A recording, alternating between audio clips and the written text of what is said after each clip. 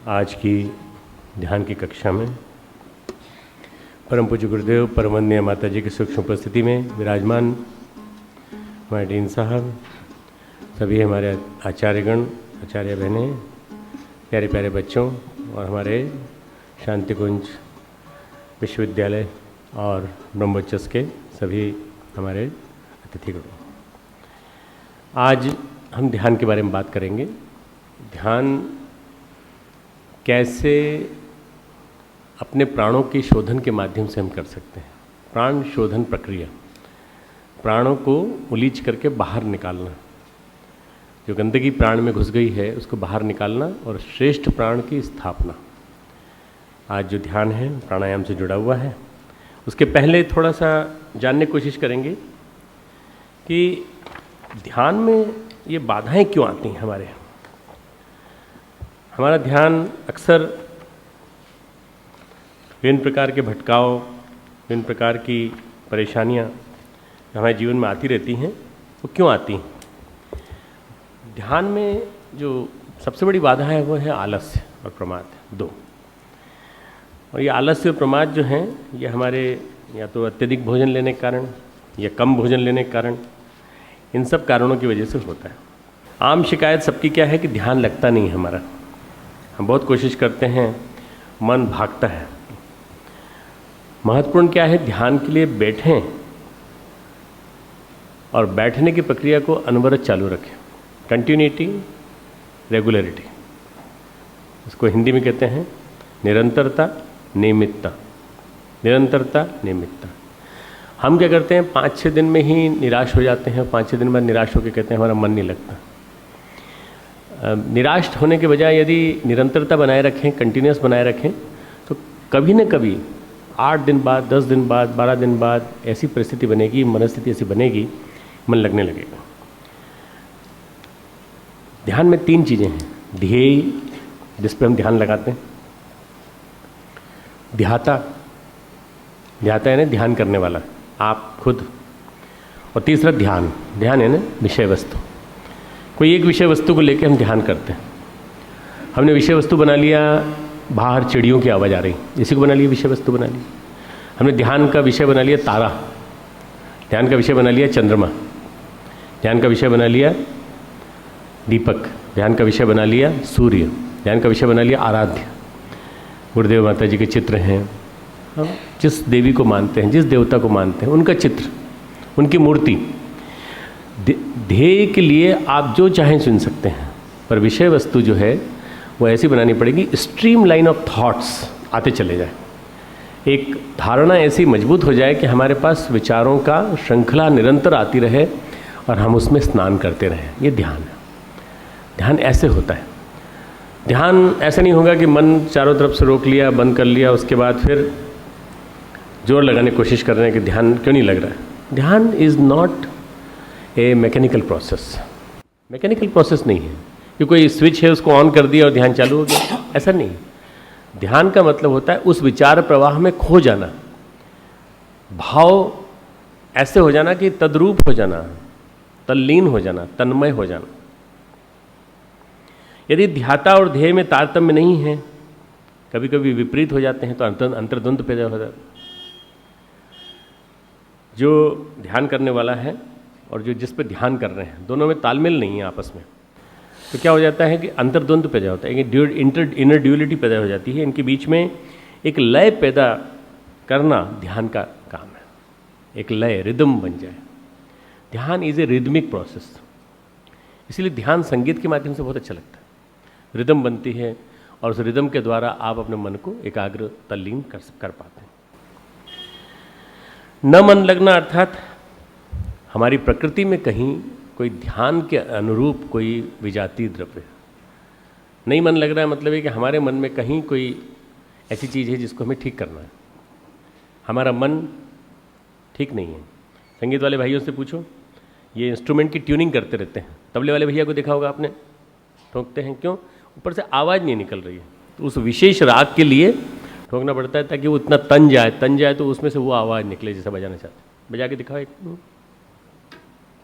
दोनों को। इसका स्वर एक हो जाता है। हाँ, इन दोनों के सुर मिलाए जाते हैं, ये ट्यूनिंग है।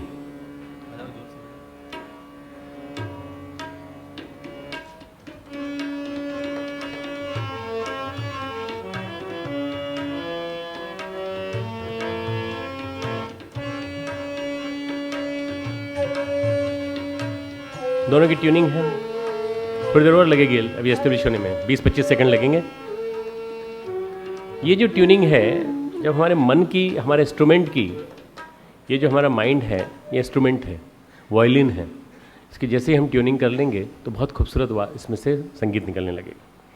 तो ये जो ध्यान है, उसके लिए अपनी प्रकृति को वैसा बनाना पड़ेगा। तो प्रकृति में क्या है, तमोगुण व्याप्त है हमारे चिंतन, निंदा, बुराई सोचना, आलोचनाएं, तरह तरह की दिन भर की बातें। जिस समय ध्यान के लिए बैठते हैं उसी समय वही बातें आती हैं दिमाग में, सारी की सारी नेगेटिविटी जितनी भी है वो हावी हो जाती है हमारे ऊपर। उस नेगेटिविटी से निकलने का तरीका है, जस्ट उसके अपोजिट सोचो। गुरुदेव ने क्या कहा है, विचारों के विचारों से काट, विचारों को विचारों से काटो, नेगेटिविटी को पॉजिटिविटी से काटो, श्रेष्ठ विचारों का प्रवाह बुलाओ।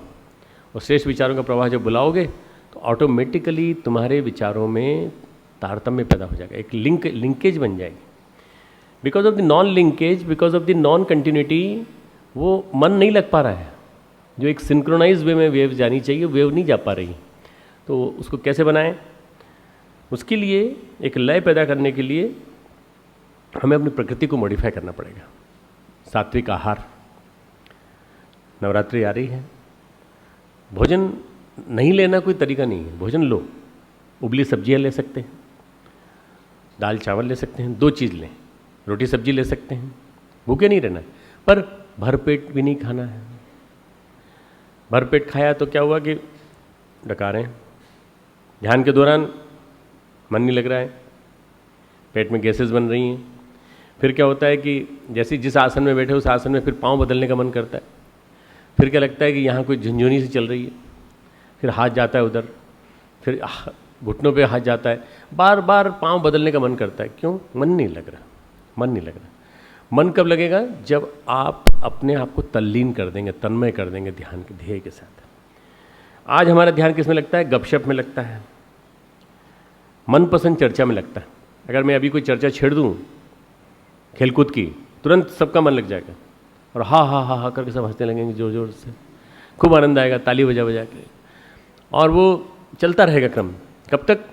कभी टाइम भी नहीं देखा, आधा घंटा, पौन घंटा, रात के 9 बजे हमने बात चालू की थी, 12:30 बज गए, पता ही नहीं चला। ऐसा भी होता है। और ध्यान एक ऐसा भी होता है जिसमें कि टाइम बीत जाए पता भी नहीं चलता, टाइम कंटिन्यूस ध्यान लग गया।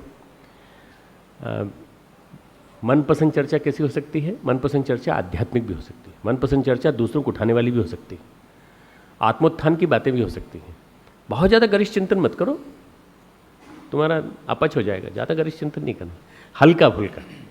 विचारों को कैसे अच्छा बनाना, विचारों को कैसे विधेयात्मक बनाना, अपनी दिनचर्या को कैसे व्यवस्थित बनाना, इसी बात को तुम अपनी डायरी में लिख लो। 3, 4, 5 लाइन अपनी डायरी में लिख लो।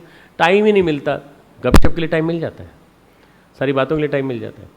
अपना मन उन बातों में लगाने की कोशिश करना चाहिए जो हमारे लिए उपयोगी हो, विचार जो हमारे व्यक्तित्व को ऊंचा उठाने में काम सहायक हो। फालतू की बातों में आधा घंटा बर्बाद कर दिया, भगवान का दिया हुआ समय था 24 घंटे, उसमें से आधा घंटा बर्बाद कर दिया। Who are you to waste those hours? आप कौन हैं उसको नष्ट करने वाले? आपको उन समय को नष्ट नहीं करना चाहिए। पसंद की टीवी चैनल में हमारा मन लगता है, किसी फिल्म में हमारा मन लगता है, 3 घंटे कब निकल गए पता ही नहीं चलता। ध्यान का अर्थ है मन की तन्मयता, मन की एकाग्रता नहीं, मन की तन्मयता, विषय वस्तु से तदाकार हो जाना, विषय वस्तु से एकाकार हो जाना। बिल्कुल दैनंदिन जीवन में हम भाव चेतना को गिराने वाली बातों का ध्यान करते हैं, श्रेष्ठ का नहीं करते।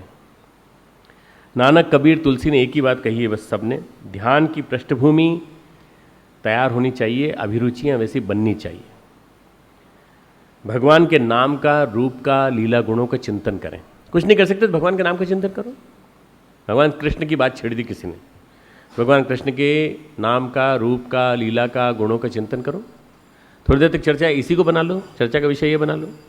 रामचरितमानस में क्या लिखा है इसको विषय बना लो। आप सोचोगे कि देव संस्कृति विश्वविद्यालय में क्या पढ़ाते हो आप, ये तो 21st सेंचुरी है, 21st सेंचुरी में आप क्यों हमको 15th सेंचुरी की तरफ ले जाते हो। ये 21st सेंचुरी का सॉल्यूशन भी यही है। 21st सेंचुरी की लाइफ स्टाइल डिसऑर्डर्स है ना, उनका उपचार क्या है? ये चर्चाएं हैं। इन चर्चाओं के माध्यम से ही हम वास्तव में सही हो सकते हैं। विभिन्न प्रकार के जो अवतार हैं शिव महापुराण में, देवी चरित्र का पाठ है, बार बार चिंतन करने से भाव, लगाव और प्रेम पैदा होता है। बार बार चिंतन करिए, बार बार चिंतन करिए, बार बार गायत्री माता का बारे में स्मरण करिए, बार बार गुरुदेव की माता जी के बारे में स्मरण करिए। आपको नहीं मालूम है तो आपके जो सुनाई गई बातें हैं, हमने सुनाई हैं या जितेंद्र ने सुनाई हैं या और किसी ने सुनाई हैं, तो उनका आप बार बार स्मरण करिए उन बातों को। अगर और किसी वरिष्ठ भाई ने सुनाई है तो उनकी बातों को चिंतन करिए।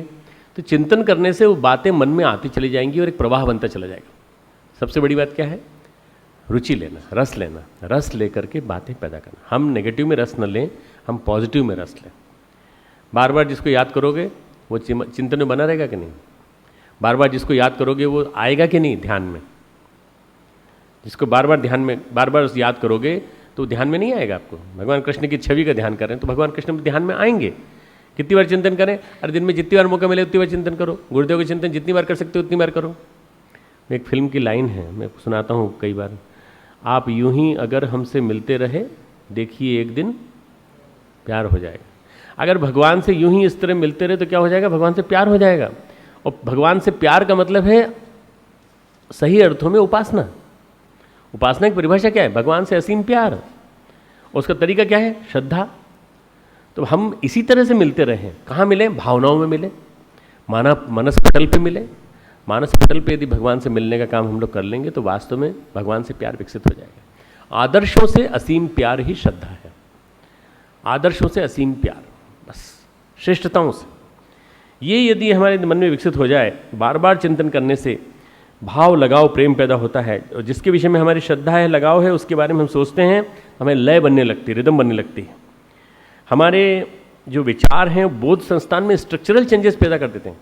हमारा जो सेंसरी सिस्टम है, मोटर सिस्टम है, बिहेवियरल सिस्टम है, उसमें एक प्रकार से एक ऐसी चीज़ स्ट्रक्चरल चेंजेस पैदा हो जाते हैं। स्ट्रक्चर हमारा बदलने लगता है, हम चेंज हो जाते हैं और हम अंदर से बाहर तक जब परिवर्तन होने लगता है तो ये परिवर्तन हमारे लिए अच्छे की तरफ होता है। अगर आप किसी इस बात का चिंतन करेंगे कि कहीं मैं डाकू बन गया तो, कहीं मैं डाकू बन गया तो, और डाकुओं के बारे में आपने फिल्में देखी, डाकुओं के बारे में सोचा, तो फिर डाकू ही बन जाएंगे। और आपने ये सोचा कि कहीं मैं अच्छा आदमी बन गया तो, अच्छा आदमी बनूंगा तो कैसे बनूंगा? ये प्रोसीजर होगी, ये प्रोसेस होगी, सोचते सोचते बन जाएंगे। As you think you become like that. जैसा कोई सोचता है, गुरुदेव का वाक्य है, जो जैसा सोचता है वैसा ही करता है, जैसा करता है वैसा ही बन जाता है। तो ध्यान क्या है? पूरा भावनाओं का खेल, क्रियाओं का खेल। मन क्यों नहीं लगता? हमारी भावभूमि मजबूत नहीं, भावभूमि मजबूत नहीं। तो भावभूमि को मजबूत करने के लिए क्या करेंगे? आज प्राणों की डोर को साथ लेके चलेंगे, प्राणों की डोर को साथ लेंगे। ध्यान क्या है? चित्त शुद्धि की प्रक्रिया। हमारे साथ एक सबसे बड़ी समस्या क्या है कि जन्म के साथ एक ही चीज़ आई है, हमारा चित्त। चित्त संस्कार, चित्त में ही संस्कार है। हमारे साथ यही आए हैं, बाकी और कुछ नहीं आया। पिछले जन्म की कोई कमाई, कोई पूंजी हमारे साथ नहीं है। हमारे पास एक ही चीज़ है, हमारा चित्त। ध्यान चित्त शुद्धि की प्रक्रिया है। आध्यात्मिक साधना द्वारा जो सबसे महत्वपूर्ण, सर्वोत्तम उपलब्धि जो हो सकती है वो क्या है? चित्त शुद्धि। अगर कोई हमसे पूछे कि आध्यात्मिक साधना की सर्वश्रेष्ठ उपलब्धि बताइए, चित्त शुद्धि। चित्त का शुद्ध होना, चित्त में बैठी हुई वासनाएं, चित्त में बैठे अहंकार, चित्त में बैठे हुए कुसंस्कार, चित्त में बैठी तृष्णा, यही हमें तंग करती रहती है और यही हमें परेशान करती है, यही हमारे मन को भटकाती है। इसलिए आज के ध्यान का जो विषय है वो है पतंजलि का योग दर्शन। और पतंजलि के योग दर्शन में जो प्रथम पाद है समाधि पाद, उस समाधि पाद में 34वां योग सूत्र। कोई बताएगा 34वें के नाम से किसी को याद आ गया क्या है? योग 3rd सेमेस्टर, योग PhD वाले। चलो मैं पहला बोलता हूँ, प्रच्छर्दन। उसके आगे बोलो, खड़े होके बोलो, इसका अर्थ बताओ। कोई और अर्थ बताओ इसका। प्रच्छर्दन विधार अभ्याम या वा प्राणस्य, प्राणस्य है ना। इसका अर्थ क्या हुआ? प्राणायाम से बार बार बाहर निकालने और रोकने से किसकी शुद्धि होती है? नहीं, धारणा की नहीं, चित्त निर्मल होता है ना। इसका अर्थ है बारंबार प्राणवायु को शरीर से बाहर निकालने और यथाशक्ति बाहर रोके रहने या अंदर खींचने और अंदर रोके रहने के अभ्यास करने से मन में निर्मलता आती है। सबसे ज़्यादा महत्वपूर्ण क्या है? प्राणवायु को बाहर निकाल के शरीर की नाड़ियों का मल नष्ट किया जाए, ठीक है ना। जो अंदर प्राण बैठा हुआ है उसको निकाल के बाहर करने से हमारे शरीर की नस नाड़ियाँ क्लीन होती चली जाती हैं, क्लिनजिंग होती चली जाती है। आज इसी विषय को लेंगे, ठीक है। ये है 1/34 समाधिपाद योग दर्शन का सूत्र। इसी सूत्र की व्याख्या करेंगे। चित्त का निर्मल होना। चित्त ही व्यक्तित्व का, जीवन का, परिस्थितियों का, प्रवृत्तियों का आधार है। चित्त ही हमारे व्यक्तित्व का, जीवन का, परिस्थितियों का और हमारी प्रवृत्तियों का, इंस्टिंक्ट्स का, जो हमें डेवलप हो रही है, उनका आधार है। जैसा चित्त वैसे हम, जैसा आपके चित्त में संस्कार है वैसे आप बनेंगे। हर व्यक्ति संस्कारों के अनुरूप जीवन जीता है। जैसे हमारे संस्कार, कहते हैं ना, कैसा कुसंस्कारी आदमी है, देखो अच्छा खासा परिवार में पैदा हुआ, अच्छे परिवार में पैदा हुआ, और देखो मांस मदिरा खाता है और दुर्व्यवहार करता है, रास्ते चलते लड़की को छेड़ता है। ये कोई तरीका है? कुसंस्कारी। क्यों बोलते हैं कुसंस्कारी? इसलिए बोलते हैं कि चित्त में उसके मटमेलापन आ गया है। चित्त में मटमेलेपन से कुसंस्कार पैदा हो गए। पर सब तरह की संभावनाएं हैं। चित्त निर्मल हो गया तो आदमी सुधर सकता है, कोई आदमी खराब नहीं होता। रामकृष्ण परमहंस कहते हैं किसी को भी खराब मत कहो। कब किसका अंदर का संस्कार जाग जाए और कब किसका चित्त निर्मल हो जाए और कब कौन सुधर जाए मालूम नहीं। उनके यहाँ गिरीशन घोष करके एक आते थे, और गिरीशन घोष जो थे वो सिगरेट भी पीते थे, और रामकृष्ण परमहंस के आश्रम में आते समय बाहर ही सिगरेट पीते रहते थे थोड़ी देर तक, और फिर उसके बाद बुझा करके आते थे अंदर, क्योंकि अंदर तलब लगी तो उनको भी स्वीकार किया। रामकृष्ण परमहंस ने ये नहीं कहा कि इसको फिर निकाल के बाहर करो और यहाँ क्यों आ गया, इसको निकाल के बाहर करो। धीरे धीरे करके उसको निर्मल बना दिया, इस स्थिति तक निर्मल बना दिया। गिरीशन घोष सन्यासी तो नहीं बने, पर एक बहुत ही अच्छे साधक बन गए। चित्त के कारण ही तो हम इंसान हैं। आज हम इंसान हैं तो किसके कारण? चित्त के कारण। चित्त में थोड़ी बहुत कमियां हैं, मलिनताएं हैं, कुछ गंदगियां हैं, उसी कारण हमारे अंदर इंसानी दुर्बलताएं हैं, इंसानी हरकत करते हैं हम लोग। नहीं तो देवता नहीं बन जाते सबके सब, सब देवता बन जाते, पूरा मनुष्य देवता बन जाता, धरती स्वर्ग के समान बन जाती। चित्त के कषाय कल्मशों की शुद्धि हो सकती है, ध्यान इसी की प्रक्रिया है। ध्यान चित्त के कषाय कल्मशों की शुद्धि की प्रक्रिया। शरीर को ऐच्छिक रूप से, वॉलंटरीली, ऑटोनॉमिक नर्वस सिस्टम के माध्यम से कंट्रोल किया जा सकता है। कई लोग हठयोगी कर लेते हैं, नहीं, शरीर को कंट्रोल कर लेते हैं, पर मन को नियंत्रित करना बड़ा मुश्किल है। मन जो है उसको नियंत्रित करना बड़ा मुश्किल है, तो इसलिए लोगों का ध्यान लगता नहीं है। तो गीता में भगवान कृष्ण से अर्जुन कहता है, चंचलम ही मनः कृष्ण प्रमाथि बलवद्दृढ़म। 6 अध्याय का 34वां श्लोक। चंचलम ही मनः कृष्ण प्रमाथि बलवद्दृढ़म तस्याहम निग्रहम मन्ये वायोरिव सुदुष्करम, है ना। उसको निग्रह करना, उसको बांधना मैं ऐसा मुश्किल मानता हूँ जैसे किसी पवन को बांधने के समान, वायु के वेग को बांधने के समान मैं बड़ा मुश्किल मानता हूँ। चंचलम ही मन कृष्ण प्रमाथि बलवद्दृढ़म, बड़ा प्रमथन स्वभाव वाला है, बड़ा बलवान है। हाथी को बांधने के लिए रस्सी की जरूरत पड़ती है, मन को किससे बांधे, पूछता है भगवान से। तो भगवान ये कहते हैं, अभ्यासेन तु कौन्तेय वैराग्येण च गृह्यते। अभ्यास और वैराग्य से इसको पकड़ में लो। मन को पकड़ में लाना तो किससे लाए? अभ्यास और वैराग्य से। अभ्यास यानी भगवान के नाम का संकीर्तन, भगवान के नाम के गुण, नाम रूप लीला गुणों का अभ्यास, बार बार उनका श्रवण, बार बार उनका चिंतन, बार बार उनका मनन, बार बार उन्हीं की चर्चा, बार बार वही। हमेशा अध्यात्म में बार बार आप इस तरह से नाम का, भगवान के नाम का, रूप का, लीला गुणों का चिंतन करो कि उसमें निरंतरता कॉन्स्टेंटली रिकॉग्निशन, ब्रेन रिकॉग्नाइज करने लगे मंत्र को। हाँ, ये मंत्र वो है, ये मंत्र हमने सुना था, बार बार यहाँ इम्पैक्ट डालता है। कैसे रिकॉग्नाइज करता है? मैं बहुत अच्छा उदाहरण देता हूँ। एक माँ अपने बच्चे को गोद में लेती है, 3 महीने का बच्चा माँ के गर्भ में था, और गर्भ में था तो माँ की हार्ट की धड़कन सुनता था, लप टप लप टप लप टप। और वो लप डप जो है हार्ट बीट, सिस्टली डायस्टली सुनता रहता था, और वो उसको म्यूजिक की तरह से लगता, नादयोग की तरह से लगता था। सुनते सुनते सो जाता था, बड़ा अच्छा लगता था उसको। 9 महीने की नींद के बाद, समाधि के बाद निकला है, बाहर आया है, और बाहर आकर के देखा उसने, ये तो बड़ा बेकार की दुनिया है, क्या शोर शराबा, देखो हॉर्न बज रहा है, देखो ये रेलवे के इंजन की आवाज़, देखो घर में टीवी चल रहा है। वो बच्चा सोच पाता है कि नहीं मालूम नहीं, पर उसका अगर बच्चे का अगर हम लोग मैपिंग करें थॉट की, तो बच्चा यही सोच रहा होगा कि मैं अंदर बड़ा शांत था, ये बाहर क्या हो गया शोर शराबा। जब चिल्लाता है, रोता है, तो माँ उसको छाती से लगा लेती है, ब्रेस्ट से उसका मुंह लगा देती है, बच्चा दूध पीने लगता है। पर दूध पीने से ज़्यादा आनंद किस में आता है, उसका कान जो छाती से लग जाता है, वो माँ के हृदय की धड़कन सुनने लगता है, और उसको याद आ जाती है, स्मृति उसकी पुनर्जीवित हो जाती है। अरे यही तो है वो नादयोग जो हम सुना करते थे 9 महीने गर्भ में, यही तो है वो बहुत सुंदर विलक्षण नाद जो माँ के पेट में हमने सुना था। बस उसको सुनते ही उसको नींद आ जाती, ध्यान में चला जाता, समाधि में चला जाता। ये क्या है, ये बड़ा विलक्षण है। हमारे को बार बार याद दिलाना है अपने आप को कि आप कौन हैं, कौन हैं, कौन हैं। आप सामान्य व्यक्ति नहीं हैं, असामान्य काम के लिए आए हुए व्यक्ति हैं। For extraordinary purpose you have been born, and you are born to become a divine being. देवत्व धारण करके एक श्रेष्ठ मनुष्य बनना आपका काम है, इसके लिए आप आए हैं। और उसके लिए अगर आप आए हैं तो उसका अभ्यास करो, अभ्यास करो। दूसरा वैराग्य। वैराग्य का मतलब कमंडल लेके, खड़ा पहन के, पूरे बाल साफ करवा के चले जाना हिमालय नहीं। कोई वैराग्य का मतलब समझाएगा मुझे? अनासक्ति, अनासक्ति, किसी भी कार्य में आसक्ति न होना। ये काम हमने किया, आसक्ति नहीं।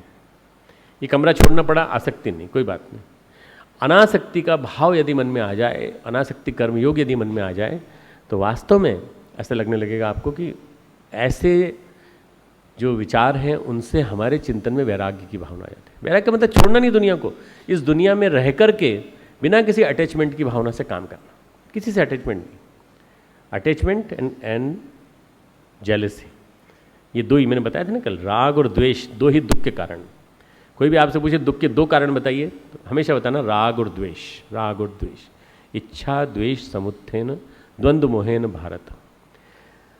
ये जो किसी से अटैचमेंट की इच्छा और किसी के प्रति ईर्ष्या का भाव, यही हमारे लिए सबसे बड़ा एक समस्या का कारण।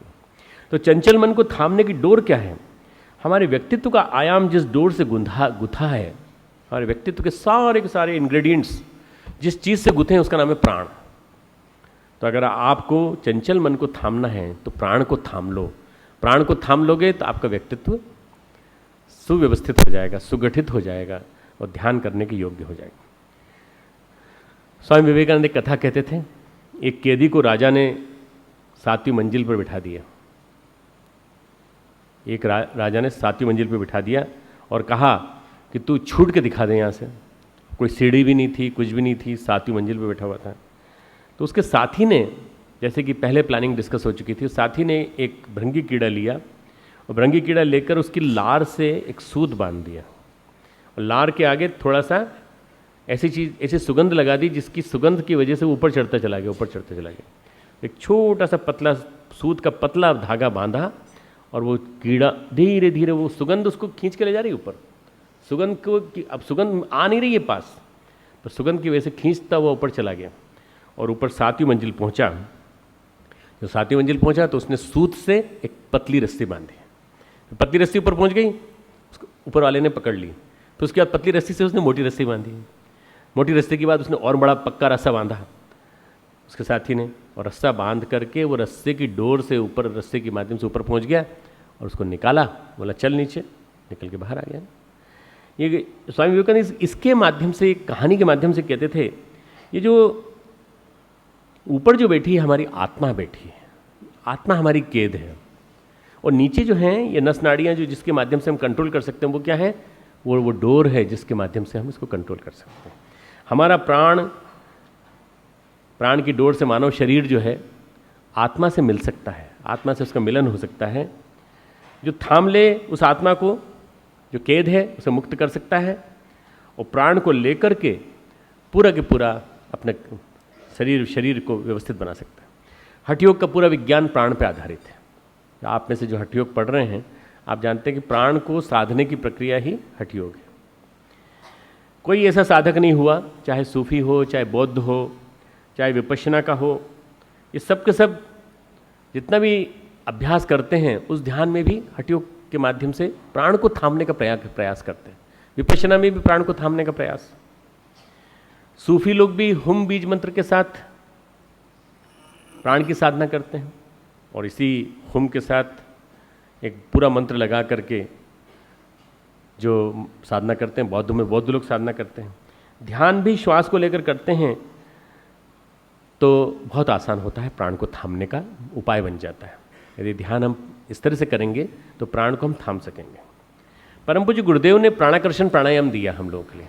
प्राणाकर्षण प्राणायाम, प्राणाकर्षण प्राणायाम में क्या करते हैं, सांस को बाहर फेंकते हैं, थोड़ी देर रोकते हैं, उसके बाद धीरे से अंदर खींचते हैं, फिर अंदर रोकते हैं, फिर बाहर खींचते हैं, बाहर रोकते हैं। ये प्राण है क्या आखिर? प्राण क्या है? कोई कहता है ऑक्सीजन है। क्या ऑक्सीजन है प्राण?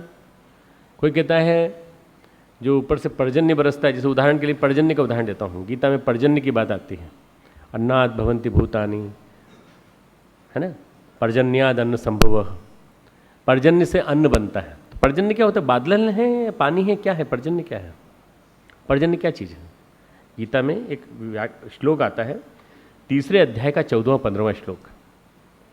अन्नाद भवन्ति भूतानि पर्जन्याद अन्न संभवः यज्ञाद भवति पर्जन्य यज्ञ कर्म समुद्भव। यज्ञ करते चलो तो यज्ञ से पर्जन्य बनेगा, पर्जन्य बनेगा तो बरसेगा, और पर्जन्य बरसेगा तो उससे अन्न पैदा होगा, अन्न पैदा होगा तो अन्न से प्राणी जीवंत रहेंगे, है ना। तस्मात् सर्वगतम ब्रह्म नित्यम यज्ञ प्रतिष्ठितम। इसलिए ब्रह्म रूपी उस यज्ञ की प्रतिष्ठा करो और उसको जीवन में धारण करो। गीता में जो पर्जन्य की बात कही है वो अंतरिक्ष में भरे प्राण की बात कही है। गीता का पर्जन्य अंतरिक्ष में भरा प्राण है। यज्ञ के माध्यम से वो सघन होता है। कई बार जो हठयोगी लोग बताते हैं ना, प्राणायाम ऑक्सीजन का इनहेलेशन है।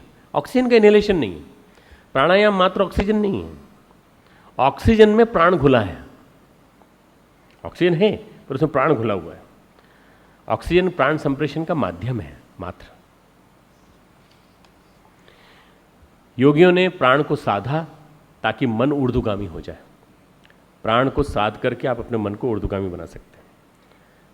प्राण हमारा नीचे ही विचरण करता रहता है, नीचे के लोकों में। जैसे मध्यलोक में आया आनंद देता है, फिर जैसे ऊपर के लोक में गया विलक्षण आनंद देता है। मूलाधार, मणिपुर आदि में सामान्यतः प्राण होता है। सामान्य व्यक्तियों का प्राण कहाँ होता है? मणिपुर से नीचे। मणिपुर, मूलाधार उस जगह रहता है और अधः क्षरित होता रहता है, नीचे की तरफ गिरता रहता है, क्षरित होता रहता है। अगर आपने नेगेटिव चिंतन किया, कामुक चिंतन किया तो भी क्षरित हो जाएगा प्राण। रेतस जिसको कहा गया, जिससे वीर्य बनता है, जिसके बारे में कहा जाता है कि जो शरीर की चमक के रूप में दिखाई पड़ता है, वो सारा का सारा प्राण नीचे की ओर बहता है। और उसी प्रेम को, उसी को अगर आप ऊपर ले आए, थोड़ा सा प्राण को मणिपुर से ऊपर ले आए, अनहत पर ले आए, तो वो प्रेम जो है वो श्रद्धा के रूप में बदल जाता है। नीचे वाला प्रेम वासना के रूप में बदल जाता है। यहाँ वाला प्रेम, परमात्मा के प्रति प्रेम, श्रद्धा के रूप में बदल जाता है। और जब प्रेम लग गया, होने लगा, भक्ति आ गई, तो उसके बाद फिर विशुद्धि चक्र और आज्ञा चक्र में extra sensory perception, Sai phenomena, ढेर सारी अतींद्रिय क्षमताओं का जागरण, और उसके बाद फिर परब्रह्म से साक्षात्कार। बड़ी विलक्षण चीज़ है। प्राण की यात्रा मूलाधार से सहस्त्रार तक की यात्रा है, नीचे से ऊपर तक की यात्रा है। ये प्राण हमेशा ऊर्ध्वगामी होना चाहिए, अधोगामी नहीं होना चाहिए। हम क्या करते हैं, ध्यान के माध्यम से प्राण को ऊर्ध्वगामी बनाते हैं। प्राण की डोर को थाम लो, आती जाती श्वास के साथ ध्यान करो कि चित्त निर्मल हो रहा है। हर आने वाली और जाने वाली श्वास के साथ चित्त को निर्मल बनाने की प्रार्थना। चित्त निर्मल हो रहा है, चित्त निर्मल हो रहा है। सांस खींचा, और ये कि आने वाला सांस जो है, वो आने वाली श्वास जो है, प्राणवायु बहुत क्लिनजिंग है, अंदर से सारी गंदगी को निकाल रही है। और जो जाने वाली सांस है वो हमारे अंदर की गंदगी को लेके जा रही है बाहर। थोड़ी देर और दूर तक चले जाने दो उसको, इसलिए रोके रहो सांस को। फिर सांस खींचो, तो जब तक वो दूर न चली जाए उसके बाद सांस को, इसलिए बहिर्कुंभक और अंतर्कुंभक ये कहा गया। कषाय कलमश घुल रहे हैं। विपश्यना ये कहता है होश में रह करके प्राण को घोलो। विपश्यना ध्यान क्या कहता है? होश में रह करके प्राण को अच्छाई के साथ घोलो, श्रेष्ठता के साथ घोलो और उसी को धारण करो। चार महापुरुष अलग अलग बात कहते हैं, परंतु एक जैसी बात है। बुद्ध कहते हैं जागरूक होकर प्राण की शुद्धि करो। बुद्ध कहते हैं जागरूक होकर, यानी होशो हवश में रहकर प्राण की शुद्धि करो। पतंजलि कहते हैं जागरूक होकर मनोदशा को बाहर फेंको, और मनोदशा को बाहर फेंक करके उसको अंदर खींचो। उन्होंने धारणा दी है पतंजलि ने, वो दी है जितनी गहराई से तुम श्वास खींच सकते हो उतनी गहराई से सांस खींचो और वायु को बाहर फेंक दो। वायु बाहर फेंकने के साथ ही मनोदशा भी बाहर फेंक दी जाएगी, और मनोदशा एक बार बाहर चली गई तो नई मनोदशा जो आएगी वो फ्रेश होगी। अंदर की बासी मनोदशा को, स्टेल मनोदशा को, बासी चिंतन को, न जाने कितने जन्मों के पाले हुए चिंतन को बाहर फेंक दो। तो ये कौन कहते हैं? पतंजलि। गुरुदेव कहते हैं ब्रह्मांडी प्राण हमारे चारों ओर फैला है, हम उसे ग्रहण कर रहे हैं, हमारे अंधेरे बाहर निकल रहे हैं, उजाला भरा प्रकाश हमारे अंदर आ रहा है। गुरुदेव कहते हैं ब्रह्मांडी प्राण हमारे अंदर प्रवेश कर रहा है, हमारे चारों ओर फैला पड़ा है। प्राण का समुद्र, दीप यज्ञ की किताब तुमने देखी होगी, उसमें प्राणायाम का जो स्वरूप बताया, प्राणायाम में हम कह रहे हैं अंतरिक्ष में प्राण घुला हुआ है, और उस प्राण को हम सोख रहे हैं, अपने अंतःकरण में धारण कर रहे हैं। वो संदेश दिलाते हैं ना, जब उसमें मैसेज देते हैं प्राणायाम में, तो यही तो मैसेज देते हैं। लगभग प्राणाकर्षण प्राणायाम जो है पतंजलि जैसा है। गुरुदेव ने एक प्रकार से नए सिरे से उसका प्रयोग किया। यदि इसमें हम होश पैदा कर सकें, और होश पैदा करके जागृति का भाव पैदा कर सकें, तो हम जागरूक भाव से अपने निम्न प्राण को बाहर फेंककर उच्च प्राण को अंदर ले सकते हैं। निम्न प्राण को बाहर फेंकिए, उच्च प्राण को अंदर ले। क्यों? हम कौन हैं? ईशावास्य उपनिषद कहता है, ईशावास्य उपनिषद का 16वां श्लोक कहता है, यो असो असो पुरुषः सो अहम अस्मि। जो वो पुरुष है, जो वो परब्रह्म है, वही तो मैं हूं। जब वो मैं हूं तो मेरे अंदर वो क्यों नहीं आ सकता?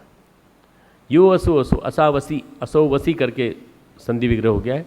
यो असो असो सूर्यः, यो असो असो पुरुषः सो अहम अस्मि। अध्यात्म का संपूर्ण भाव, प्राणायाम, मुद्राएं यथार्थ एक ही हैं। अध्यात्म का एक ही मर्म है, विचारों और भावों में गहरा रूपांतरण, total transformation of your thoughts, your feelings, your emotions.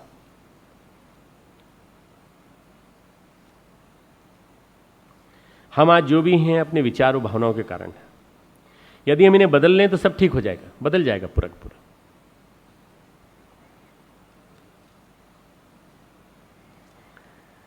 चित्त से जैसे ही आपने बाहर फेंका अपने निम्न प्राण को, मन निर्मल हुआ, तो निर्मल मन स्वतः लग जाता है। भगवान को क्या पसंद है? निर्मल मन सो मोहि अति भाव। यानी कहीं न कहीं हमारे मन में कोई मिलावट है, कोई गंदगी है, मल है, और मन के मल की वजह से भगवान हमारे को पसंद नहीं करते। भगवान को पसंद करना तो क्या करें? निर्मल, अपने मन को निर्मल बनाने की कोशिश करें। मांसपेशियों की कसरत से शरीर मजबूत हो जाता है। आज एक फैशन बन गया है कि वो पाउडर लो, क्रिएटिन रिच और वो सब लो, और जिम में जाओ, एक्सरसाइज करो तो मसल्स बन जाएंगे। अभी इंडिया टुडे का एक वॉल्यूम आया, आउटलुक का वॉल्यूम आया है, उसमें लिखा है how to make your apps better like Salman Khan. Apps है ना, ये जो मसल्स है ना, पेट के सामने के मसल्स, इसको कैसे आप बढ़िया बनाएं, कैसे मसल्स को अच्छा बनाएं? तो कैसे बनाएं? फिजिकली आप खूब खाइए पीजिए और फास्ट भी कीजिए, जिम में जाइए, एरोबिक एक्सरसाइज कीजिए, मसल्स बनाइए। मसल्स बनाने से क्या मन बन जाएगा क्या? मसल्स बनाने के बाद आपका मन चंचल रहेगा निश्चित रूप से, क्योंकि मन के ऊपर तो प्रयोग नहीं हुआ है, ये फिजिकल लेवल है। जब मन का प्रवाह आप ठीक करने लगेंगे, तब जाके प्रयास हो। तो बाहर के एप्स को बनाने के बजाय यदि अंदर के एप्स बना ले तो मन के एप्स को बनाने का प्रक्रिया क्या है? प्राणायाम। जब हम आध्यात्मिक अभ्यास करते हैं, बाहर की मांसपेशियों की कसरत है, अंदर की क्या है? आध्यात्मिक अभ्यास, भावों का रूपांतरण। हम उच्च स्तरीय चेतना के संवाहक बन जाते हैं। एक हाईएस्ट पॉसिबल जो पाथ है हमारा, उसके लिए हम एक माध्यम बन जाते हैं। अलग अलग रोगियों के लिए, एक ही मर्ज के लिए, अलग अलग रोगियों के लिए अलग अलग दवा देता है डॉक्टर। ऐसा नहीं कहता ये जैसा प्रिस्क्रिप्शन है इसके माध्यम से तुम ले लो, इस रोग के जितने रोगी हों सब के सब यही प्रिस्क्रिप्शन ले लो, ऐसा नहीं कहता। वो चेक करता है कि किसको किस चीज़ की दवा है की जरूरत है। गुरु अपने शिष्य की प्रकृति के अनुरूप दवा देता है। गुरु ये कहता है कि किसको कौन सा प्राणायाम जरूरी है, किसको कौन सा ध्यान जरूरी है, किसको किस तरह की प्रकृति रुचिकर रहेगी। रामकृष्ण परमहंस बीमार थे उन दिनों और शिष्य सेवा हेतु ड्यूटी लगाते थे। तो ड्यूटी लगाते समय क्या होता था कि 6-7 लोग ड्यूटी पे लगे हुए हैं तो बाकी लोग खाली हैं, तो क्या करते थे वो पंचवटी में जाके ध्यान करते थे। जिनकी ड्यूटी नहीं होती थी वो जाके ध्यान करते थे। तो एक बार नरेंद्र नाथ जाके ध्यान के लिए बैठ गए और वो जब बैठते थे तुरंत ध्यान लग जाता था। गिरीशचंद्र घोष उनके साथ गए, वो भी ध्यान में बैठ गए। वो गिरीशचंद्र घोष बार बार मच्छरों को मारते, कभी इधर मारते, कभी इधर मारते, कभी इधर मारते। पूरा का पूरा उनका जो 1-1.5 घंटा बीत गया इसी में मार के मच्छरों को मारा। उन्होंने देखा कि नरेंद्र नाथ जो है उसके सारे शरीर पर बड़े बड़े काले काले मच्छर, जैसे कि कंबल किसी ने उड़ा दिया हो, ऐसे बैठे हुए हैं और वो ध्यान कर रहा है। जरा सा भी कोई इधर से उधर निश्चल मूर्तिवत बैठा हुआ है, बिल्कुल निश्चल मूर्तिवत बैठा हुआ है। आखिर क्यों? कोई ना कोई बात होगी। परंतु उसने कहा मच्छर काट लेंगे, इसलिए क्या करना चाहिए।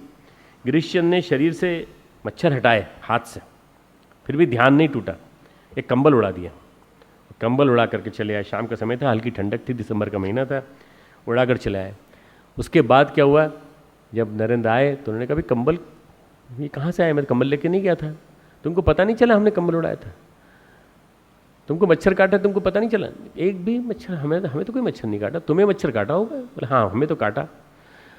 ध्यान ऐसा लगता है कि जब ध्यान लगता है तो फिर पूरी शरीर में अंदर जगत में नीरवता छा जाती है, शांति छा जाती है। फिर हम बाहर का कोई चीज़ हमें इंक्रोचिंग पता ही नहीं लगता कि हमें कोई बाहर से कोई ऐसा फैक्टर आ रहा है जिससे कोई परेशानी हो रही। 2 घंटे ध्यान करते थे स्वामी विवेकानंद, पर स्थिर होकर ध्यान करते थे, बिल्कुल जरा भी इधर से। राजयोग का ध्यान करते थे, न हठयोग, किसी प्रकार की चीज़ों में उन्होंने अपने आप को उलझाया नहीं। कोई कर्मकांड नहीं, कोई पवित्रीकरण नहीं, कोई तिलक धारण नहीं, कोई पृथ्वी पूजन नहीं, सीधा अपना वो उन्होंने अपना बैठे और ध्यान में चले जाते थे। क्या हम लोग कर सकते हैं? आप सब कर सकते हैं। अगर धीरे धीरे अपनी मनोभूमि को विकसित करें तो सबका ध्यान वैसे लग सकता है। 2 घंटे मत करो, 15 मिनट करो। जब ध्यान टूट जाए तब उठ जाओ, ठीक है ना। तो मच्छर भी तंग नहीं करेंगे, कोई परेशानी नहीं होगी। ध्यान में स्तब्धता छा जाती है, नीरवता छा जाती है, इस सीमा तक छा जाती है कि आसपास का वातावरण भी प्रभावित हो जाता है। मतलब ध्यान में इतनी शक्ति है कि ध्यान करने वाले व्यक्ति के चारों तरफ का वातावरण शांत हो जाता है। मैंने देखा है परम पूज्य गुरुदेव के चारों तरफ, वो ध्यान में बैठते थे तो उनके चारों तरफ का वातावरण ऐसा शांत रहता था कि उस वातावरण में प्रवेश करते ही आपको लगता था कि वास्तव में आप किसी ऐसे स्थान पे आ गए हैं जहां आपका मन पूरी तरह से शांत, पूरी तरह शांत, कहीं कोई चंचलता नहीं, कहीं अस्थिरता नहीं। पांडिचेरी में तूफान बहुत आते थे और पांडिचेरी में तूफानों की श्रृंखला आती थी, उस समय सारे घर के खिड़कियाँ वगैरह सब हिलने लगते थे, बड़ी बड़ी खिड़कियाँ। मैं एक बार ठहरा भी हूँ उस स्थान पर, देखा है ऊंची ऊंची छतें, और कई बार समुद्र का पानी छलांग लगा, अब तो वहाँ दीवार बना दी उन्होंने, छलांग लगा के अंदर आ जाता था। ये स्थिति होती, दरवाजे बंद करना पड़ते थे। तूफान आता था, बहुत जम के तूफान आ रहा था। माता जी बोली श्री अरविंद के आसपास कागज रखे हुए हैं ढेर सारे, और श्री अरविंद ध्यान में, उनको तो मालूम नहीं पड़ेगा, सारे कागज उड़ जाएंगे। मैं जाके कागज को संवार देती हूँ। तो 2-3 शिष्य भी साथ में आ गए, उनमें निरोध वर्ण साथ में थे। उन्होंने आकर के देखा कि वहाँ बाहर तो जोर की आंधी आई हुई है, पर अंदर कोई कागज नहीं उड़ा, कुछ भी नहीं उड़ा, सब यथावत रखे हुए हैं। श्री अरविंद सोफे पे बैठे हुए ध्यान कर रहे हैं, चुपचाप शांति से। उनको कुछ नहीं पता चला, न उनको ध्यान में उनको ये पता चला कि बाहर तूफान आया है, उनको ये भी पता नहीं चला कि श्री माँ अंदर आई हैं और श्री माँ अंदर आकर के उनकी चीज़ों को ठीक से व्यवस्थित कर रही हैं। अपना मन हो तो कैसा लगे, अरे भाई क्यों डिस्टर्ब कर रहे हो, तुरंत बोलेंगे हम तो ध्यान लगा रहे हैं, तुम क्यों डिस्टर्ब करने आ गए। हमारा मन होगा तो क्या होगा, ये कौन चल के आया अभी, पश्चाप किसकी आई। उनको पश्चाप भी नहीं सुनाई पड़ते, इतनी शांति। पर शांति इतनी कि शांति का साम्राज्य पूरे कमरे में। अच्छा कमरे में तो ठीक है, कमरे के बाहर निरोध वर्ण ने कहा कि माँ ये तो बहुत जम के तूफान है, तूफान अंदर महसूस नहीं हो रहा है, वो आपके कमरे में महसूस हो रहा था, बाहर वरांडे में महसूस हो रहा है, पर इनके कमरे में महसूस नहीं हो रहा। उन्होंने कहा अच्छा, एक बाहर हाथ निकाल के देखो, खिड़की के बाहर निकाला हाथ, तो वहाँ भी तूफान नहीं महसूस हो रहा था। तो उन्होंने एक बांस लिया, अंदर से नीचे से जाके बांस लेके आए, बांस में कपड़ा लटकाया, कपड़ा बांध करके उन्होंने बाहर निकाला। करीब 15 फुट दूर तक वो जा पाए, 15 फीट दूर तक कपड़ा हिला नहीं। थोड़ा सा आगे बढ़ाया तो कपड़ा जोर जोर से फट फट फट फट करके हिलने लगा। यानी ध्यान का प्रभाव कम से कम 20-25 फुट तक चारों तरफ उन्होंने बना लिया था पूरा के पूरा। ध्यान ही इस स्तर का हो, महर्षि अरविंद के, श्री अरविंद के स्तर का, तो अपने आसपास के वातावरण को भी ऐसा बना लेता है कि शांत हो जाता है। इसलिए कहा जाता है कि ऋषि मुनियों के आश्रम में गाय और शेर एक साथ पानी पीते थे। वातावरण का प्रभाव, वातावरण को बना देते थे। ध्यानी अपने आसपास के वातावरण को इतना बढ़िया बना सकता है कि उस वातावरण में रहने वाला स्वयं शांत हो जाए। आपके रूम पार्टनर बहुत अशांत है, आप ध्यान करिए, आपका वातावरण इतना बढ़िया बन जाएगा कि वो जो अशांत बहन है जो साथ रहती है उसका मन भी शांत हो जाएगा। तो क्या हुआ है, खुद का भी उपकार, दूसरा परोपकार भी हो गया, उसका भी मन शांत हो गया, घर और कमरे का वातावरण भी शुद्ध हो गया। कई बार कई घरों में जाएं तो ऐसा नेगेटिव वातावरण मिलता है, ऐसी नेगेटिव ऊर्जा मिलती है कि लगता है कि यहाँ रोज जरूर सुबह से शाम तक बर्तन चलते होंगे एक दूसरे के ऊपर, जरूर हल्ला गुल्ला होता होगा, जरूर कुछ न कुछ होता होगा। ऐसे वातावरण में जो सिद्ध पुरुष जाते हैं वो जाके वहाँ शांति का वातावरण स्थापित कर देते हैं। पर उसको बनाए रखने के लिए जरूरत पड़ती है नियमित प्रक्रिया की, क्योंकि प्राण का खेल है पूरा के पूरा। प्राण शक्ति उस ध्यानी की, ध्यान करने वाले की, उस क्षेत्र में शांति की साम्राज्य को स्थापित कर देती है। ध्यानस्थ व्यक्ति परिस्थिति को प्रभावित कर सकता है। ऐसी अवस्था में जो सज जाता है वह स्वाभाविक ही परमेश्वरी की शक्तियों का संवाहक बन जाता है। हमारा लक्ष्य क्या है? हमारा लक्ष्य भी यही है, हम अपने लक्ष्य को याद रखें कि हमें भी इस स्तर के ध्यान को सफल बनाना। सबसे आसान तरीका क्या है? श्वास के माध्यम से मनोदशा को, चित्त को, प्राणों को, मनोदशा को, मानसिक स्थिति को, वर्तमान दशा को, चित्त को, प्राणों को बाहर फेंकें, कुसंस्कारों को बाहर फेंकें, प्रार्थना करें कि भगवान इनको बाहर निकाल के फेंकिए, और सुसंस्कारों को अंदर ग्रहण करें। बाहर जाने वाली श्वास द्वारा फेंकना, अंदर आने वाली श्वास द्वारा ग्रहण करना। बाहर जाने वाली श्वास द्वारा कुसंस्कारों को फेंकना, अंदर आने वाली श्वास द्वारा सुसंस्कारों को अंदर खींचना। कोशिश करेंगे, धीरे धीरे आता चला जाएगा। ये अभ्यास जारी रहे, चित्त निर्मल होता चला जाएगा। 4 विधाएं हैं, आयुर्वेद, योग, तंत्र और ज्योतिष, है ना? आयुर्वेद, योग, तंत्र और ज्योतिष, चारों में क्या क्या है मैं बताता हूँ। सभी पुराने जमाने में घुले मिले थे। जो आयुर्वेद को जानता था वो योग को भी जानता था, वो तंत्र को भी जानता था, और वो ज्योतिष को भी जानता था।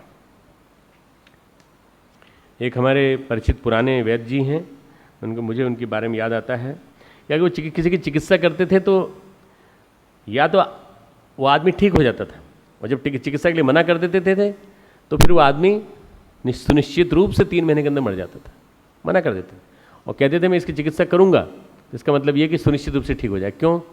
वो उसकी कुंडली मंगवाते थे, वो उसका सारा के सारा प्राण शक्ति का स्वरूप देखते थे, मापन करते थे, और उसके बाद फिर उस केस को हाथ में लेते थे और आयुर्वेद और योग से ठीक करते थे।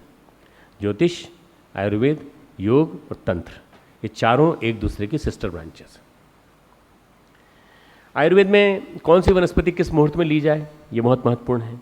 कब ग्रहण की जाए, ये महत्वपूर्ण है। सारी विद्याओं के मूल में क्या है, इन सारों विद्याओं के मूल में क्या है? योग के मूल में, तंत्र के मूल में, आयुर्वेद के मूल में और ज्योतिष के मूल में क्या है? प्राण। प्राण, कॉस्मिक प्राण आकर के व्यष्टि प्राण के रूप में जड़ी बूटियों में, वही कॉस्मिक प्राण हमारे अंदर जड़ी बूटियों के माध्यम से, वही प्राण योग के माध्यम से हमारे अंदर धारण, वही प्राण तंत्र के माध्यम से हमारे अंदर धारण। ज्योतिष ब्रह्मांडीय प्राण से वैयक्तिक प्राण की बात करता है। तंत्र जो वृक्ष वनस्पति हैं उनको एक विशेष मुहूर्त में चैतन्यता आ जाती है, उसी की बात करता है कि इन जड़ी बूटियों को उसी मुहूर्त में ग्रहण करना चाहिए। कुछ खास मंत्रों से उनमें प्राण आ जाता है, उन खास मंत्रों का प्रयोग करता है। आयुर्वेद में 3 चीज़ों का महत्व है, दिनचर्या, औषधियाँ, रत्न और मंत्र, इन सब का प्रभाव आयुर्वेद बताता है। चौथा है हठयोग। हठयोग में हम प्राण साधते हैं और सभी साधनाओं को का जो संवाहक है वह हमारी 2 नाड़ियाँ हैं, प्राणवाही नाड़ियाँ या हमारी मनोवाही नाड़ियाँ। 2 प्रकार की नाड़ियाँ हैं ना, प्राणवाही नाड़ियाँ, मनोवाही नाड़ियाँ। रक्तवाही नाड़ियों में रक्त बहता है, और जो हमारी स्नायु संस्थान से निकलने वाली हैं उसमें प्राण बहता है, इलेक्ट्रिकल फोर्स बहती है, इलेक्ट्रोमैग्नेटिक सारा का सारा प्रवाह बहता है, इलेक्ट्रोकेमिकल मैसेजेस होते हैं उसके अंदर, यही प्राण विद्युत है। उपनिषद कहता है त्वची हृदय विद्युत च एको देवता। त्वचा स्किन, हृदय, विद्युत, इन तीनों का देवता एक ही है। अब कितना विलक्षण किसी ऋषि ने प्रयोग किया होगा, त्वची हृदय विद्युत च एको देवता, तीनों का देवता एक ही। GSR स्किन से ली जाती, हार्ट से EKG लिया जाता है, इलेक्ट्रोकार्डियोग्राम लिया जाता है ना। त्वची विद्युती हृदय, हृदय और इन तीनों के बाद विद्युत, विद्युत वही विद्युत है। इन सब का देवता कौन है? एक ही है, प्राण। प्राण शक्ति के माध्यम से हम मापन करते हैं किसी के अंदर कितना प्राण बचा है, कितना जीवन बचा है। प्राणवाही नाड़ियों, मनोवाही नाड़ियों की बात आयुर्वेद कहता है। हम चारों विधाओं, ज्योतिष, तंत्र, हठयोग और आयुर्वेद, चारों को देखें तो चारों में प्राण की मूल महत्ता है। हमारे जो मन के विचार हैं वो सारे के सारे उसी प्राण विद्युत के माध्यम से संचालित हो रहे हैं पूरे के पूरे। ऐसा कहा जाता है योग में 70,000 नाड़ियां हैं, 70,000, है ना। किसी ने देखें क्या? 2,000 एक्स्ट्रा हैं, चलो 72,000 है, पर 72,000 किसी ने देखी क्या? बताओ। मैंने एनाटॉमी पढ़ी है तो मैंने तो नहीं देखी 72,000 नाड़ियाँ। तो वो कहते हैं कि 72,000 नाड़ियों में से कुछ ही होती हैं जो स्थूल में होती हैं, बाकी सब सूक्ष्म होती हैं। और उन सूक्ष्म को कौन देख पाता है? प्राण विद्युत संपन्न ऋषि देख पाता है। हम लोग नहीं देख सकते, हमारा ऋषि देख लेता है तो वो उपनिषद में वर्णन करता है, हमारा ऋषि देख लेता है वेद में वर्णन करता है, हमारा ऋषि देख लेता है तो वो वर्णन करता है विभिन्न प्रकार से, और गीता में वर्णन आता है पूरा पूरा। मनोवाही नाड़ियों का अस्तित्व बड़ा सूक्ष्म है और वो नाड़ियां भी दिखाई भी नहीं पड़ती बिल्कुल, पर वो प्रवाह चलता रहता है। इतना सूक्ष्म है प्राण का ज्ञान कि हमारे पतंजलि कहते हैं नाभि चक्र में ध्यान करने से क्या हो जाता है? काय व्यूह का ज्ञान हो जाता है। जैसे किले का व्यू होता है ना, ऐसे काय व्यूह का ज्ञान हो जाता है। हमारे शरीर रूपी किले का ज्ञान हो जाता है, शरीर में कहाँ क्या क्या बैठा हुआ है। तो नाभि चक्रे काय व्यूह ज्ञानम, नाभि चक्रे काय व्यूह ज्ञानम। तीसरे का 29वां, तीसरा है हमारा विभूतिपाद, विभूतिपाद का 29वां काय व्यूह ज्ञानम। और उसी में लिखा है उन्होंने आगे, इसी में भुवन ज्ञानम सूर्य संयमात। सारे भुवन का ज्ञान, सारे विश्व का ना ज्ञान लेना हो तो सूर्य पे संयम करो, सूर्य पे ध्यान करो, सूर्य पे ध्यान करो, तो सारे विश्व भुवन का ज्ञान हो। ये सारे के सारे सूत्र हैं छोटे छोटे से। इससे पता चलता है कि जो कॉस्मिक प्राण है उसको यदि ग्रहण करना है तो ऐसे स्पेसिफिक निर्देश जो पतंजलि दे रहे हैं उनके माध्यम से हम अपने आप को कंट्रोल करने की कोशिश करें। तंत्रशास्त्र बड़ी गंभीरता से चर्चा करता है इनकी। तंत्रशास्त्र कहता है एक बिंदु पर खोज की जाए। मॉडर्न एनाटॉमी फिजियोलॉजी में शरीर के कई अवयवों की व्याख्या नहीं है, कई अवयवों के बारे में कुछ नहीं आता, पर तंत्र उन कोरिलेट्स को ढूंढ सकता है। तंत्र उन कोरिलेट्स को ढूंढ सकता है। प्राण दो प्रकार का होता है, भौतिक और अभौतिक। अभौतिक हमें दिखाई नहीं पड़ता, भौतिक प्राण हमें दिखाई पड़ता है। भौतिक प्राण दिखाई पड़ता है, किस रूप में दिखाई पड़ता है कोई बता सकता है? चेहरे पर तेज, तेजोवलय, चमक। आज उसके लिए मॉइस्चराइजिंग लोशन, ढेर सारी क्रीम, फेशियल, मेकअप, न जाने क्या क्या, मुझे नाम भी नहीं मालूम है, ढेर सारी चीज़ों का उपयोग करते हैं।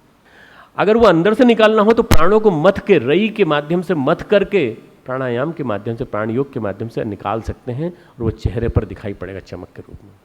कोई लोशन लगाने की जरूरत नहीं है, वो आपके अंदर से प्राण आपके चेहरे पे छलकेगा। गांधी जी के चेहरे से छलकता था। गांधी जी 96 पाउंड के थे, 96 पाउंड।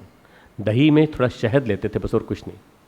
कॉन्स्टिपेशन की तकलीफ थी उनको तो आखिरी तक वो कम आहार लेते रहे, प्राकृतिक चिकित्सा करते रहे, बड़े उसके मुरीद थे। पर उनके बारे में कहा जाता था कि जादूगर थे, बाजीगर थे। कैसे?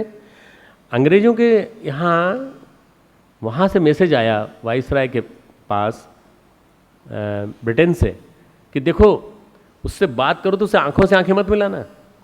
अगर आंखों से आंखें मिलाई तो वो जादू कर देगा, चमत्कार कर देगा, और चमत्कार ऐसा कर देगा कि तुमको शायद हिप्नोटाइज करके तुमसे ये लिखवा ले, भारत हमने आज से आज़ाद कर दिया, और तुमने साइन कर दिया वायसराय ने, तो बड़ी गड़बड़ हो जाएगी।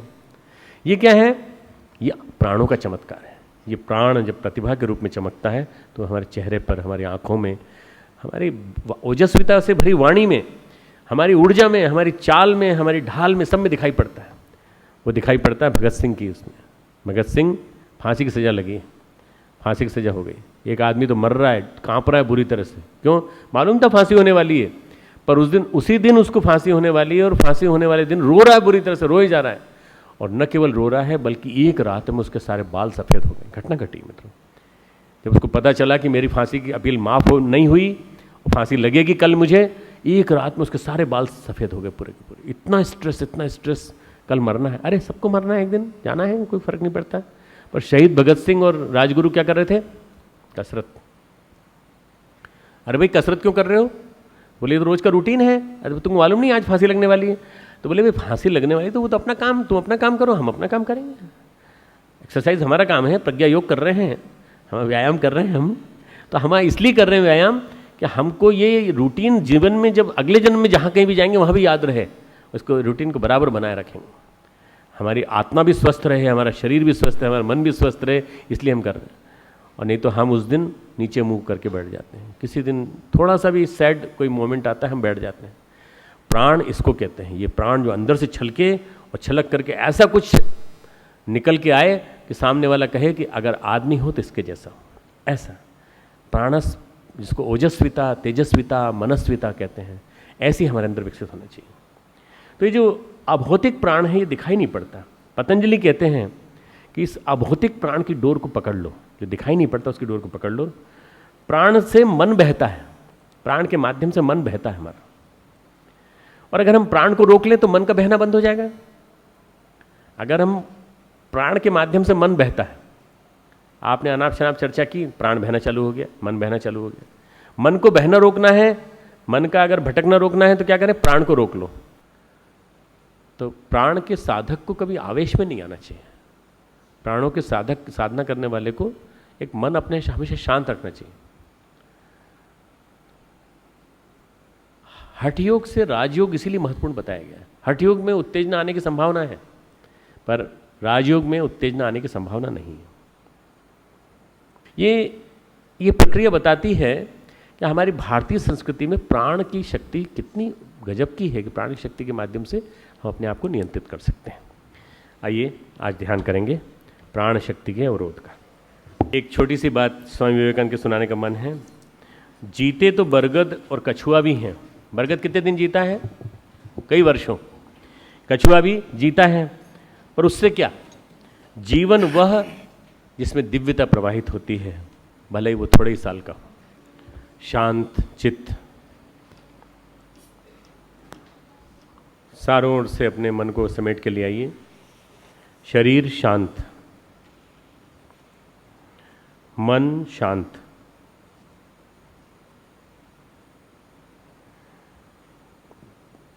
शांत मन, भाव समाधि।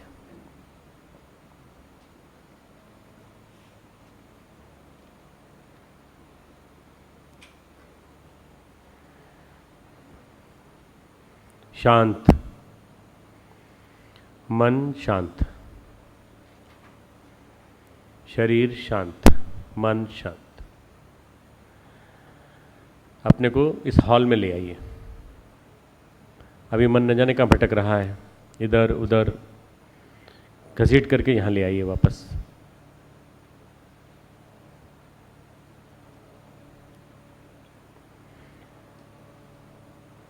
शांति कुंज, गायत्री कुंज, गंगा की गोद, हिमालय की छाया। गंगा की गोद, हिमालय की छाया, सप्त ऋषियों की तपस्थली।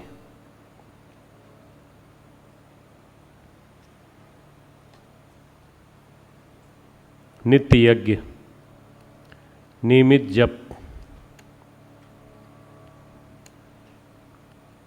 शुद्ध वातावरण, अखंड दीप, प्रखर प्रज्ञा, सजल श्रद्धा, सुसंस्कारित वातावरण।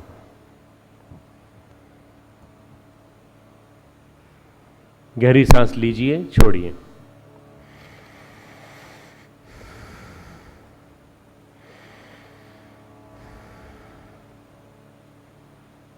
कल्पना कीजिए चारों ओर नीला आकाश,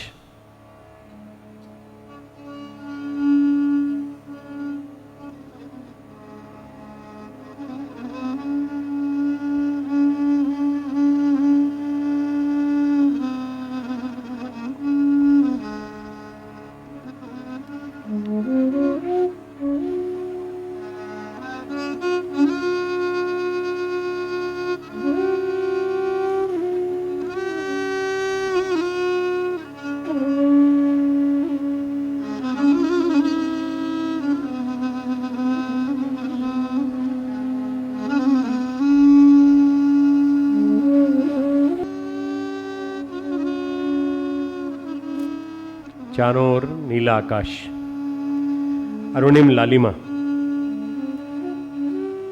पृथ्वी के गुरुत्वाकर्षण से मुक्त साधक ऊपर की ओर। ग्रेविटी अब हमें नीचे की नहीं खींच रही, हम ऊपर की ओर जा रहे हैं। ऊर्ध्वगामी साधक, स्वयं महसूस करिए, अपनी देह की आकृति को अनुभव करिए, अपने आप को ऑब्जर्व करिए। चारों ओर नीला आभामंडल, प्रकाश ही प्रकाश, नीला प्रकाश।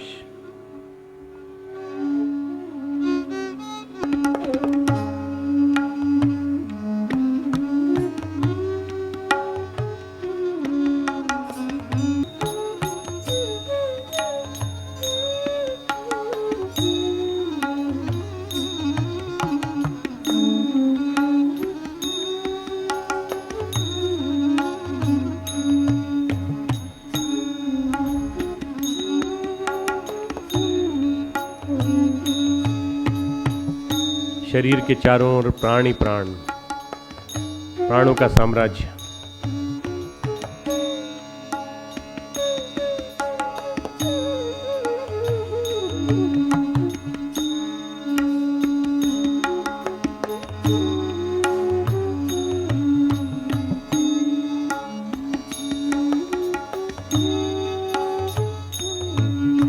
अंधेरे में हमारे चारों ओर नीला ऑरा, नीले रंग का एक प्रभामंडल।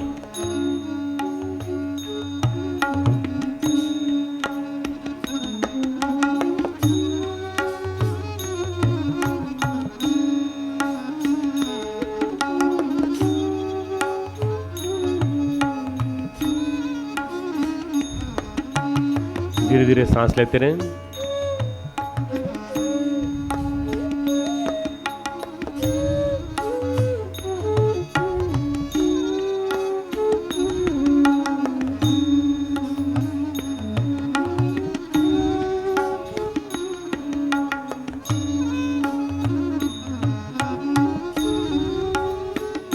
सांस लीजिए, रोकिए, जोर से छोड़िए।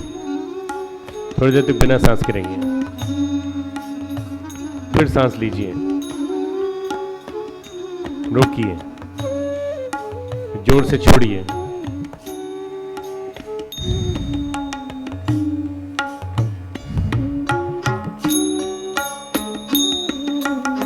चित्त की शुद्धि, मन की शुद्धि, भावों की शुद्धि अपने ही ऑरा में बैठकर, नीलाभ ऑरा।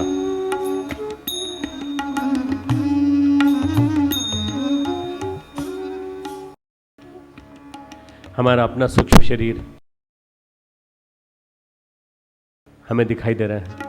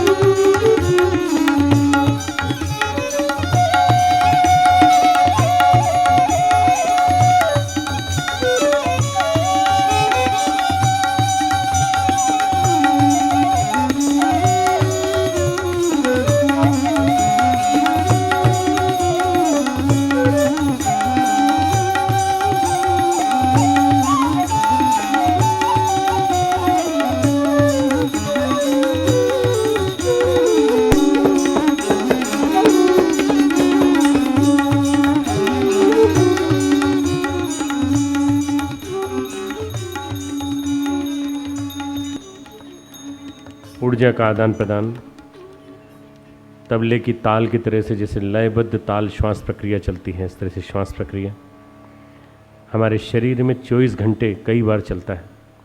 हम उसको मॉनिटर नहीं कर पाते, हम उसको जान नहीं पाते।